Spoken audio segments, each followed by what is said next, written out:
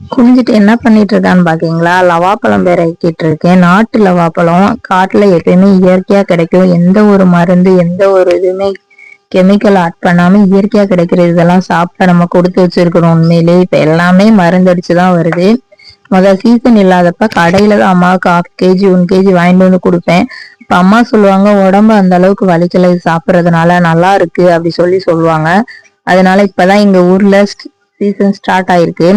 1-2 வீக்ல முடிஞ்சிரும். அது வரைக்குமே நானும் அம்மாவும் தினமுமே ஒரு 10 நிமிஷம் ஸ்பெண்ட் பண்ணி போய் எடுத்துட்டு வந்து சாப்பிட்டது போக மீதத்தை சீட்ஸ் காய வச்சிருக்கோம். அது பொடி பண்ணி கொடுக்கணும்னு சொல்லி டீ போட்டு கொடுக்கணும்னு சொல்லி. ஒட்டு பழம் நம்ம கடையில வாங்கி சாப்பிட்றதோட இது சாப்பிட்றதா நம்ம உடம்புக்கு நல்லது. ஃபர்ஸ்ட் நானுமே சாப்பிட மாட்டேன். இப்ப சாப்பிட்டு பழகி நமக்கு எது நல்லதோ அதைத்தான் நம்ம எடுத்துக்கணும். அதுதான் நமக்கு நல்லது. நீங்களுமே உங்க அம்மா உங்களுக்கு எங்க கிடைக்குதோ அந்த நாட்டு லவாப்பழம் கிடைச்சா வாங்கிட்டு போய் கொடுங்க. இல்லைன்னா அந்தந்த சீசன்லயே